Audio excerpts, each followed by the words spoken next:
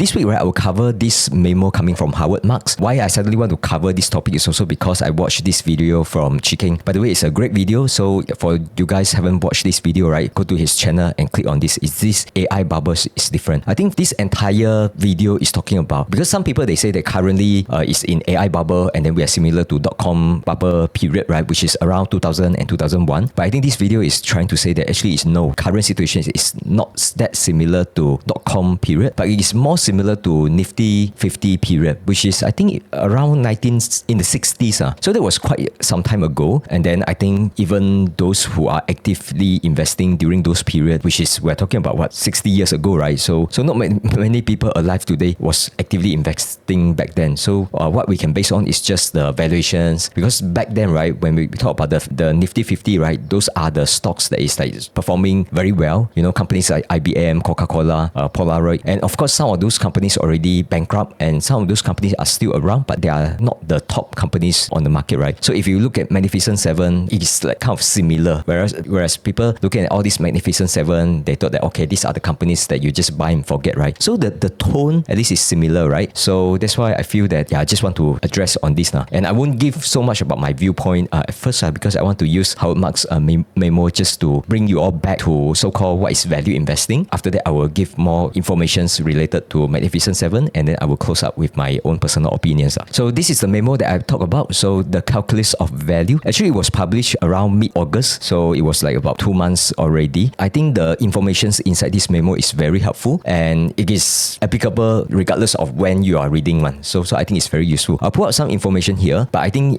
it's only a subset of the total memo. I'll put the link at the description, so you can download the PDF or you can read on the website, right? I think this is really very good. So we cover some of the content of this memo. So in Howard Marks' view, right, investment assets, right, regardless, we are talking about stocks, bonds, companies, buildings. So they all have value, right? And some of them, they call it like intrinsic value. So that's the worth of the assets at a point in time. So this value, right, in his view, right, is subjective. So it can't be definitely found anywhere, not even by AI. And opinions differ as to what it is. So we are not talking about like one number, right? This is like different people express it differently. That's why when we talk about companies, right, whether it's undervalued or overvalued, you ask different people, they give you different opinion. So value of assets, right, is derived from fundamentals. Now we want to go into these fundamentals and see what does it mean, right? Because surprisingly, some people, when they talk about fundamentals, they are referring to different things. And when it comes to the weight of those things, right, it could be also be different, right? So now you look at this list of the stuff that is seen as fundamentals, right? So it's current earnings, the earning power in the future, the readiness or variabilities of future earnings, the market values of the components assets, skill of the management, potential to develop new products, competitive landscape, strength of its balance sheet, and other additional factors that will influence the company's future. So the totality of assets fundamentals constitute its earning power, which in turn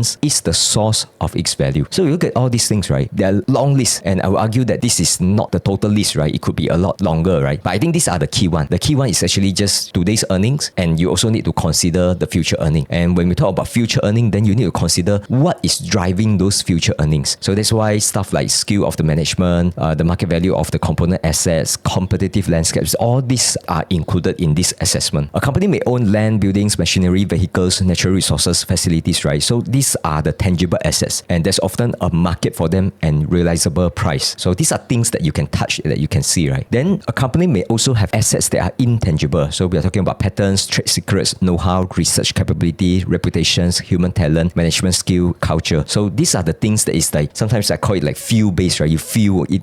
It's very hard for you to pinpoint the things, right? And when it comes to this kind of things, right, it's even harder to assess, because I may value all this know-how or the reputations differently as compared to the other investor, right? So that's why it's very hard to come to an agreement on what is the definite value, right? Because of all these intangible assets. All the assets mentioned above have earnings power individually, and in combinations, they create a company's overall earning power. And combining individual assets to maximize a company's overall earnings power is the top job of management. Meaning that you see there's intangible assets, there's tangible assets. It is the company management that combine all these things and create a lot more value by creating the earnings power, whether it's today, which is something that has been created, or is it like earnings power in the future. So this is basically management job now. But not all assets have earning power. So not all have calculable investment value. I think this is very clear, and this is very important because, for example, right, a diamond ring painting a classic car doesn't produce earnings for its owner. You see, these are the assets that if you can sell today, but sometimes it's very hard for you to generate earnings from this kind of assets. For this reason, its economic potential comes exclusively from the possibility of selling it at a profit. And the person who buys it is likely to be doing so in the hope of selling it to someone else at a higher price. I think the assets that don't produce operating cash flow or have the potentials to do so in the future as not having earning power, and that makes them impossible to value objectively, analytically, or intrinsically. So I think it's very clear, right? You know that there's this backholder port video when we talk about gold investment, right? And then people like to compare that against Bitcoin, cryptos. So these are the items or assets, right? You want to argue that to say that it is not assets also is untrue, right? Because you hold, let's say, one Bitcoin today, you can sell it tomorrow, right? You can sell it now. You hold gold, you can also sell it. So definitely there is a price, there's a value to it. But the problem with this kind of assets that don't generate cash flow or don't generate earnings, right, is that they simply don't generate. You hold a gold, right? They don't generate anything, but you can sell it later at a profit. So it is possible to make money, but it is very hard to value it because they don't generate earnings. And some of the asset class, right, is like they are kind of like mixed, because you want to argue that they don't generate earnings, they can. But a lot of those value, right, is not because of their ability to generate revenues. One good example is, for example, all these properties, right, or condominiums, right, or real estate, right. Definitely they can generate value. You can rent it out, right? So they in that sense they generate earnings for you. But sometimes even, let's say, the earnings or the rental yield, right, is as low as, let's say, 1%, right? Then people still buy it. Why? Because the value, right, you can break it down to two parts, right? One is the earnings power. The other part is that, yes, you can potentially sell it at a higher price. So sometimes it's like a mix. So it's like a spectrum rather than binary, right? But there are items, say for example, gold, Bitcoin, right? It's a super clear one. It's very hard for you to rent it out to generate earnings, right? They belong to a category that's very hard or almost impossible to value it objectively. That's why if you talk about gold, talk about Bitcoin, it's very hard to you to point to a price, right? 100,000, 200,000 or whatever value, and to say that it is undervalued or overvalued. It is almost impossible. So that's something specific about all these asset classes. Some earning power is current and produce income today. I think this part, right, is talking about mainly just stock investing, because stock investing, right, we are talking about investing in companies, and companies, they have earning powers, right? Even when we talk about earnings power, right, you need to differentiate, right? There's the earning powers that they are generating today, and then there's another part which is assessment on terms of how much earning power they are able to generate in the future. So the one that is able to generate income today, right, those you can see on the financial statements. You can see the revenue, you can see the margin, you can see the free cash flow, all those things, right? You just read the financial statements, you can have an objective assessment. It's not just today, right? You can actually assess their historical earnings power as well, right? So everything up to today, you can see on the financial statements. Other earnings power exists in the form of potentials. For example, the income that will be earned when today's holdings of natural resources are exploited in the future, or the income that will be generated from the new products developed by the company's employees from its intellectual property. The result will be dependent on the environment that unfolds, which in turn will be influenced by decisions made by the company management, competitors, customers, governments, and even investor. I think this is where all these growth stocks comes, right? Because say for example, let's say if you look at the growth stock, right, you look at the PE, it could be 200 PE, right? And then yet someone can argue that at 200 PE it's still undervalued. Why? If you can justify that the earnings today is very low as compared to the potential income that they are able to generate in the future, right, then you can still argue that the company is undervalued. But when you talk about some things that haven't materialized today, right, you are talking about 1 year from now, 5 years, 10 years from now, right, then the question is like, what kind of visibility that you have to say that, okay, this company, the growth, right, will be a lot higher, the earnings power will be a lot higher in the future. So that is not totally different discussion, right? But just come back to this statement is that you need to distinguish between the incomes today and the potential income in the future. Assets can be tangible or intangible, and assets earning power can produce earnings today and also in the future in amounts that might be higher or lower than today. Together, assets current earnings plus its power to produce earnings in the future constitute its key fundamentals. So remember, even future or potential future earnings is still the key fundamentals, because those future earnings, right, we are not talking about like, oh, what if it can earn more, right? It's not that kind of assessment. It's more like we are looking at today's fundamentals. Say for example, together all their resources today, all the skill set, all the know-how, all the culture, which are things that you can access today, right? Which can be translated into earnings power in the future. So it still constitute key fundamentals. So please don't misunderstood that to say that only today's earning can be seen as fundamentals. Future one is all like hope. Those are not fundamentals. It's not like that. Even the future one is still key fundamentals, and there are still things that you can access. It's just that they doesn't show up in the form of balance sheets or financial statements. Regardless, I think prudent investing has to be based on judgment regarding an asset's present and future earnings power. I think this is the key point. You need to assess the future as well. Okay, so this is just the first part is all talking about the value, how you derive value, right? And we are talking about like today's incomes versus futures income. So this is the value part. So in the memo, right, I think Howard Marks also touched on like the price, like how is price being derived is actually based on the transaction, and then he talks about like all the interactions between price and value, and then he also talked about the emotions, the psychology, the cycles of the market. So all those things are all good stuff. I won't cover those details. Please read the memo for the details. I will just jump forward to talk about almost I think the last 1 or 2 page, which I found quite interesting, which I don't expect this part to show out. Like it's like, how come Howard Marks say these kind of things? Because Howard Marks, right, he's quite famous for so-called like the value investor. Okay, you see the stuff that he wrote about value investing is also quite insightful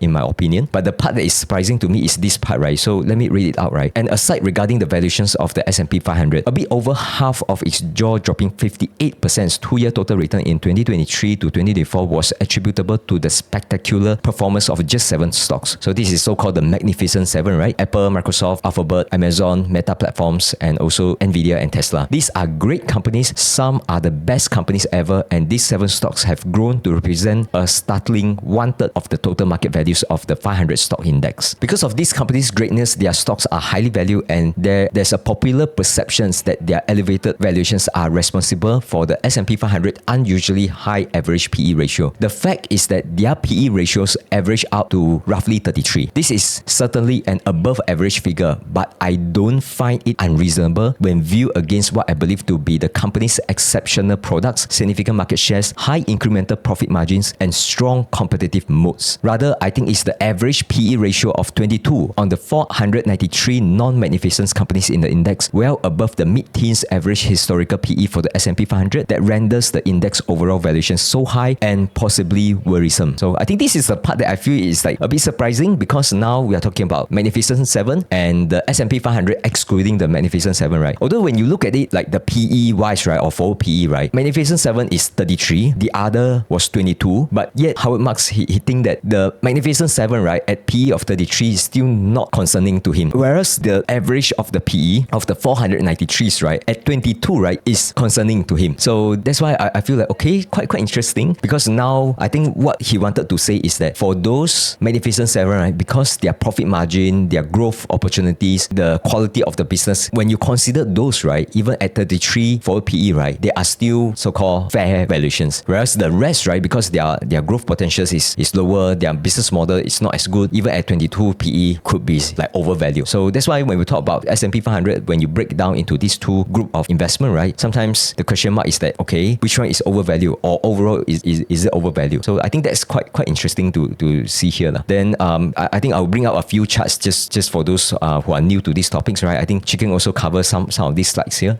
For example, this one is showing the forward PE. For example, like the Magnificent 7, right, which is the red line, right? Currently, at least this is forward measure, is at around 30, but for S&P 500 excluding the Magnificent 7 is about 20, which is the green line here, right? So you can see that the green line here at 20, right, is actually similar to the level around 2020, but I don't have a longer history here. But for Magnificent 7, even at 30 XPE, looks high on the chart here, and looks high as compared to S&P 500, right? But actually, if you understand their fundamentals, right, you would think that actually this 30 XPE or forward PE is actually quite fair. At least that's my opinion. Then this is showing the forward revenue growth. As you can see here, Magnificent 7, their forward growth is at 13.5%, right? The rest is a lot lower, right? We're talking about like mid-single digit percentage. Then earnings growth, again, this is forward earnings growth, right? For Magnificent 7, it is like 18, close to 18%, right? The rest is closer to about like 12 to 13%. This is earning growth. And then when you look at the profit margin, is even much higher, right? You look at Magnificent 7, their profit margin is close to 27%. The rest, we are talking about like, only 12%. And when I talk about like